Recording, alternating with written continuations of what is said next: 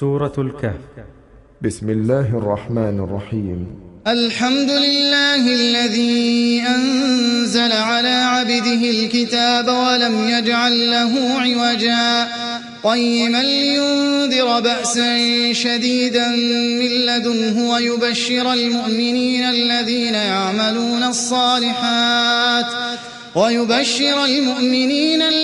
يعملون الصالحات أن لهم أجرا حسنا ماكثين فيه أبدا وينذر الذين قالوا اتخذ الله ولدا ما لهم به من علم ولا لآبائهم كبرت كلمة تخرج من أفواههم إن يقولون إلا كذبا فلعلك باخع نفسك على آثارهم إن لم يؤمنوا بهذا الحديث أسفا إنا جعلنا ما على الأرض زينة لها لنبلوهم أيهم أحسن عملا وإنا لجاعلون ما عليها صعيدا جرزا أم حسبت أن أصحاب الكهف والرقيم كانوا من آياتنا عجبا إذ أوى الفتية إلى الكهف فقالوا ربنا آتنا من لدنك رحمة وهيئ لنا من أمرنا رشدا فضربنا على آذانهم في الكهف سنين عددا ثم بعثناهم لنعلم أي الحزبين أحصى لما لبثوا أمدا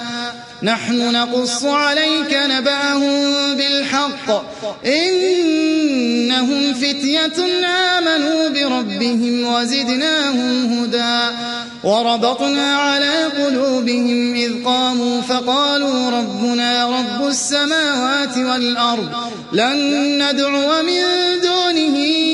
إلها لقد قلنا إذا شططا هؤلاء قوم اتخذوا من دونه آلهة لولا يأتون عليهم بسلطان بين فمن أظلم ممن افترى على الله كذبا وإذ اعتزلتموهم وما يعبدون إلا الله فأووا إلى الكهف ينشر لكم ربكم من رحمته ويهيئ لكم من أمركم مرفقا وترى الشمس إذا طلعت تزاور عن كهفهم ذات اليمين وإذا غربت تقرضهم ذات الشمال وهم في فجوة منه ذلك من آيات الله من يهد الله فهو المهتد ومن يضلل فلن تجد له وليا مرشدا وتحسبهم أيقاظا وهم رقود ونقلبهم ذات اليمين وذات الشمال وكلبهم باسط ذراعيه بالوصيد لو اطلعت عليهم لوليت منهم فرارا ولملئت منهم رعبا وكذلك بعثناهم ليتساءلوا بينهم قال قائل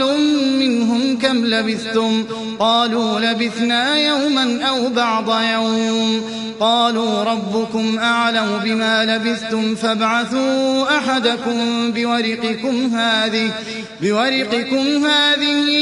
إلى المدينة فلينظر أيها أزكى طعاما فليأتكم برزق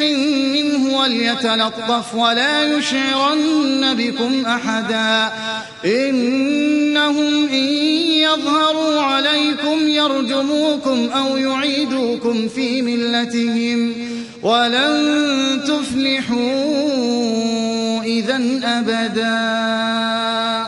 وكذلك أعثرنا عليهم ليعلموا أن وعد الله حق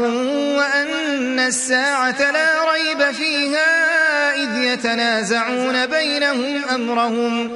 فقالوا ابنوا عليهم بنيانا ربهم أعلم بهم قال الذين غلبوا على أمرهم لنتخذن عليهم مسجدا سيقولون ثلاثة رابعهم كلبهم ويقولون خمسة سادسهم كلبهم رجما بالغيب ويقولون سبعة وثامنهم كلبهم قل ربي أعلم بعدتهم ما يعلمهم إلا قليل فلا تمار فيهم إلا مراء ظاهرا ولا تستفت فيهم منهم أحدا ولا تقولن لشيء إني فاعل ذلك غدا إلا أن يشاء الله واذكر ربك إذا نسيت وقل عسى أن يهديني ربي لأقرب من هذا رشدا ولبثوا في كهفهم 300 سنين وازدادوا 9 قل الله أعلم بما لبثوا له غيب السماوات والأرض أبصر به وأسمع ما لهم من دونه من ولي ولا يشرك في حكمه أحدا واتل ما أوحي إليك من كتاب ربك لا مبدل لكلماته ولن تجد من دونه ملتحدا واصبر نفسك مع الذين يدعون ربهم بالغداة والعشي يريدون وجهه ولا تعد عيناك عنهم تريد زينة الحياة الدنيا ولا تطع من أغفلنا قلبه عن ذكرنا واتبع هواه وكان أمره فرطا وقل الحق من ربكم فمن شاء فليؤمن ومن شاء فليكفر إنا أعتدنا للظالمين نارا أحاط بهم سرادقها وإن يستغيثوا يغاثوا بماء كالمهل يشوي الوجوه بئس الشراب وساءت مرتفقا إن الذين آمنوا وعملوا الصالحات إنا لا نضيع أجر من أحسن عملا أولئك لهم جنات عدن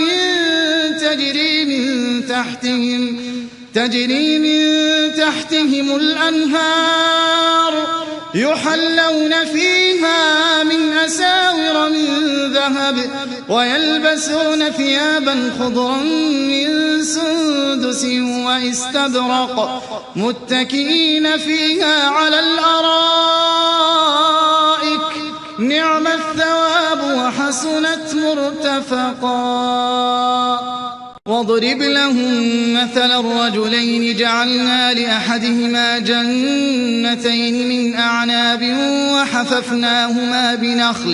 وحففناهما بنخل وجعلنا بينهما زرعا كلتا الجنتين آتت أكلها ولم تظلم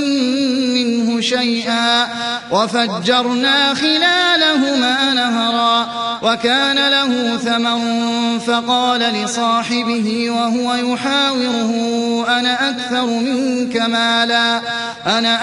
منك مالا وأعز نفرا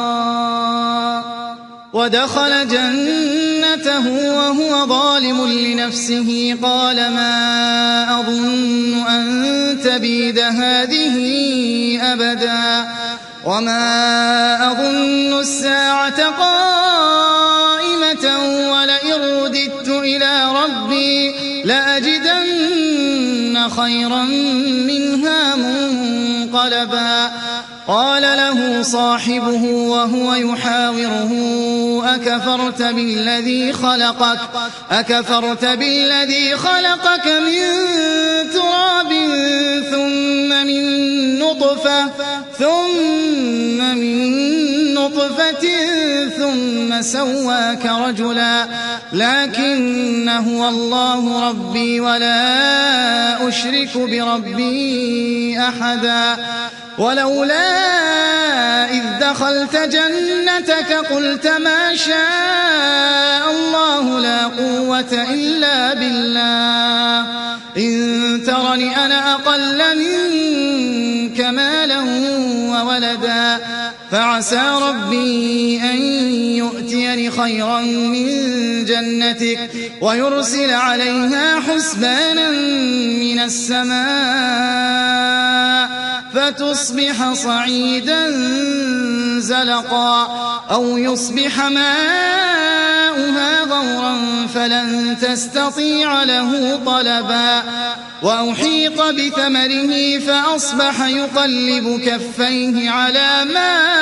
أنفق فيها وهي خاوية على عروشها ويقول يا ليتني لم أشرك بربي أحدا ولم تكن له فئة ينصرونه من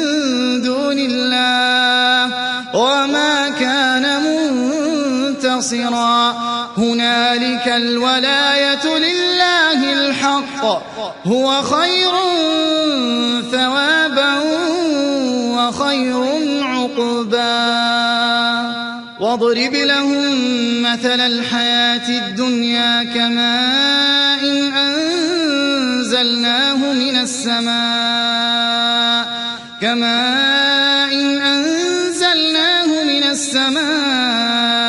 فاختلط به نبات الأرض فأصبح هشيما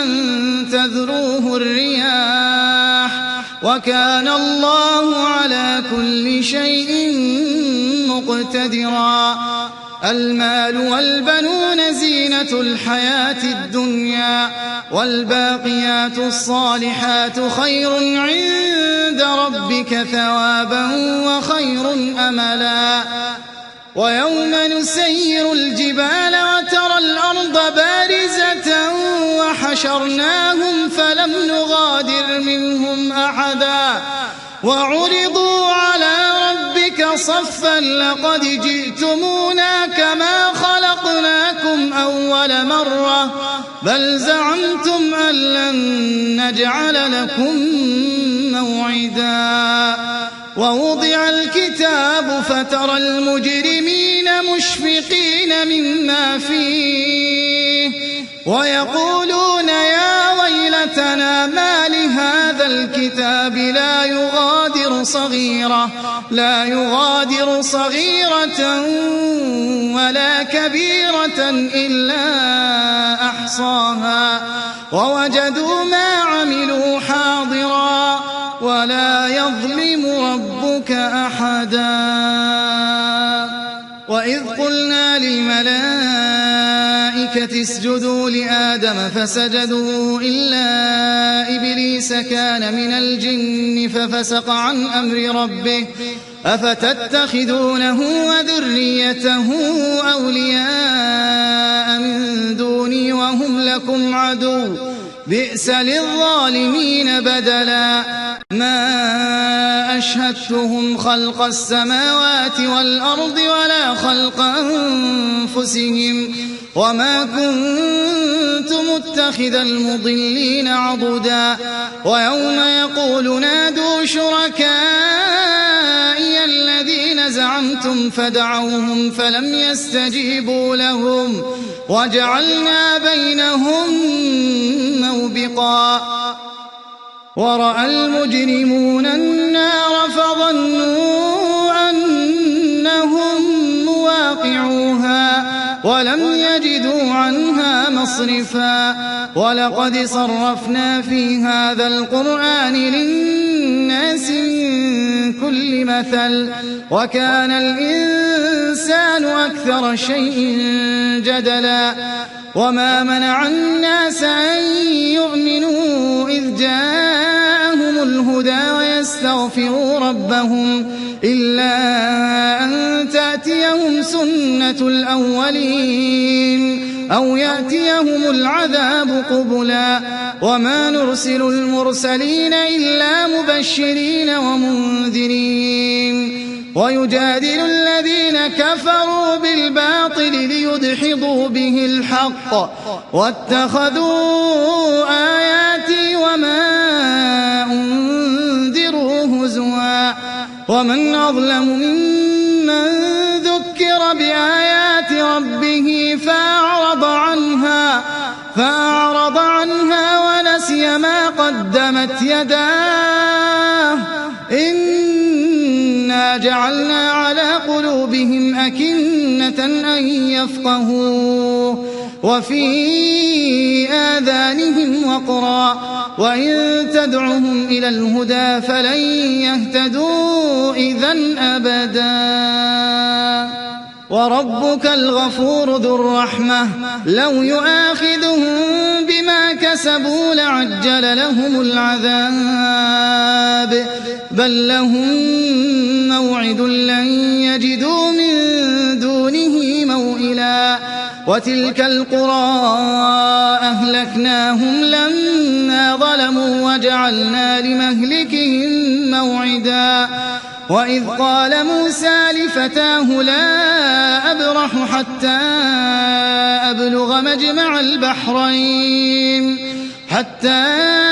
أبلغ مجمع البحرين أو أمضي حقبا فلما بلغا مجمع بينهما نسيا حوتهما فاتخذ سبيله في البحر سربا فلما جاوزا قال لفتاه آتنا غداءنا لقد لقينا من سفرنا هذا نصبا قال أرأيت إذ أوينا إلى الصخرة فإني نسيت الحوت وما أنسانيه إلا الشيطان أن أذكره واتخذ سبيله في البحر عجبا قال ذلك ما كنا نبغي فارتدا على آثارهما قصصا فوجدا عبدا من عبادنا آتيناه رحمة من عندنا وعلمناه من لدنا علما قال له موسى هل أتبعك على أن تعلمني مما علمت رشدا قال إنك لن تستطيع معي صبرا وكيف تصبر على ما لم تحط به خبرا قال ستجدني إن شاء الله صابرا ولا أعصي لك أمرا قال فإن اتبعتني فلا تسألني عن شيء حتى أحدث لك منه ذكرا فانطلقا حتى إذا ركبا في السفينة خرقها قال أخرقتها لتغرق أهلها لقد جئت شيئا إمرا قال ألم أقل إنك لن تستطيع معي صبرا قال لا تؤاخذني بما نسيت ولا ترهقني من أمري عسرا فانطلقا حتى إذا لقيا غلاما فقتله قال أقتلت نفسا زكية بغير نفس لقد جئت شيئا نكرا قال ألم أقل لك إنك لن تستطيع معي صبرا قال إن سألتك عن شيء بعدها فلا تصاحبني قد بلغت من لدني عذرا فانطلقا حتى إذا أتيا أهل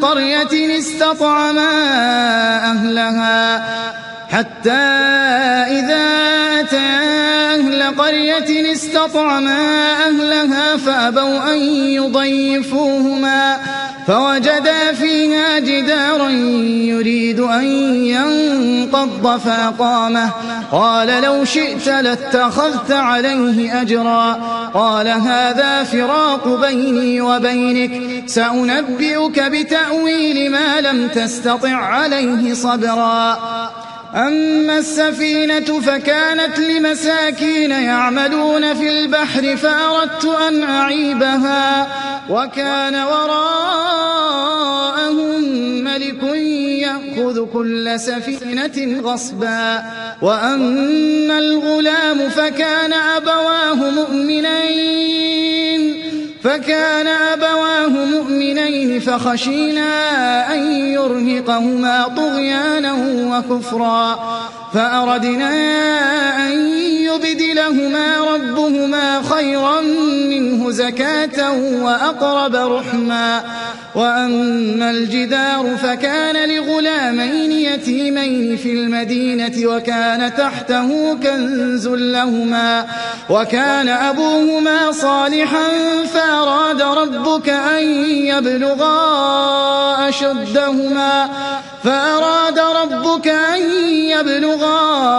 أشدهما ويستخرجا كنزهما رحمة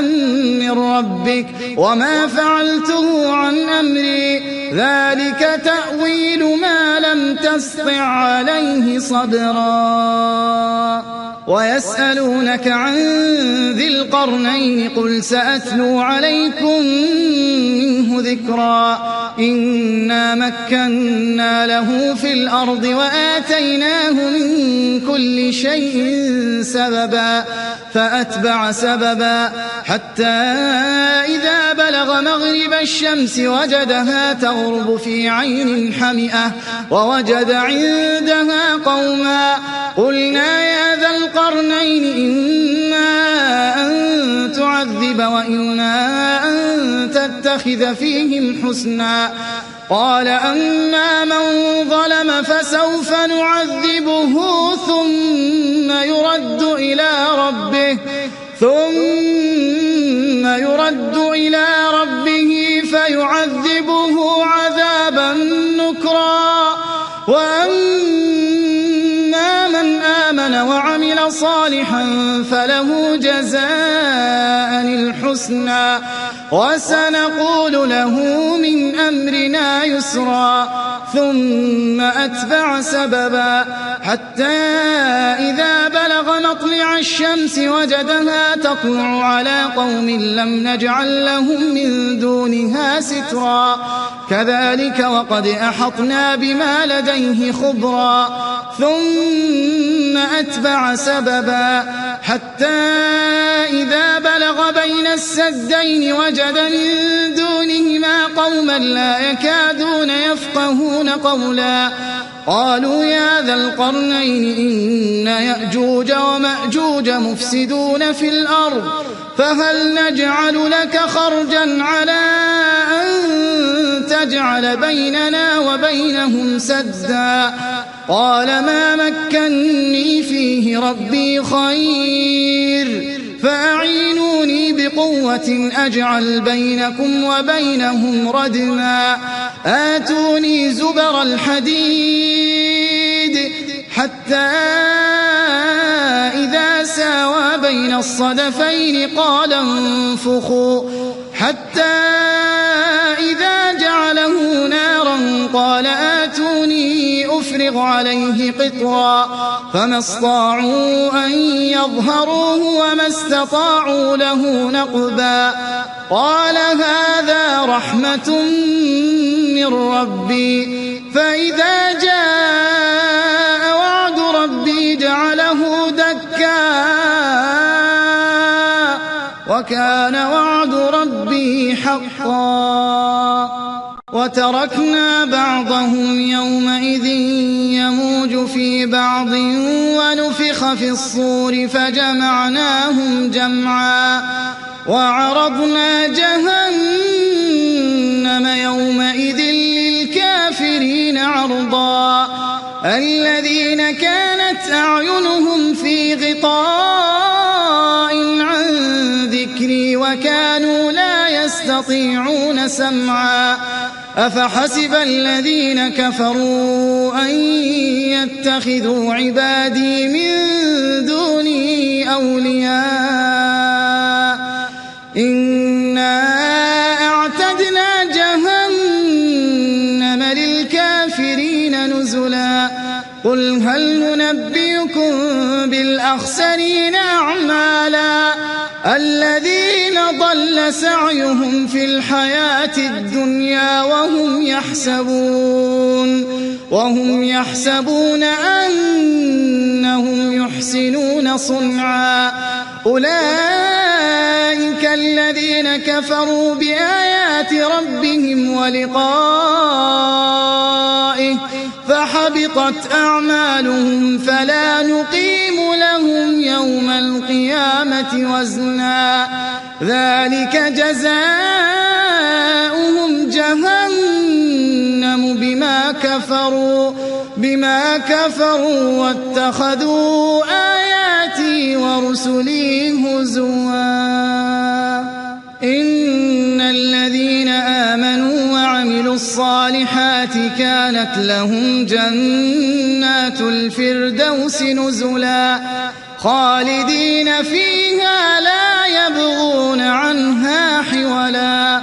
قل لو كان البحر مدادا لكلمات ربي لنفد البحر قبل أن تنفد كلمات ربي ولو جئنا بمثله مددا قل إنما أنا بشر مثلكم يوحى إلي أنما إلهكم إله واحد فمن كان يرجو لقاء ربه فليعمل عملا صالحا ولا يشرك بعبادة ربه أحدا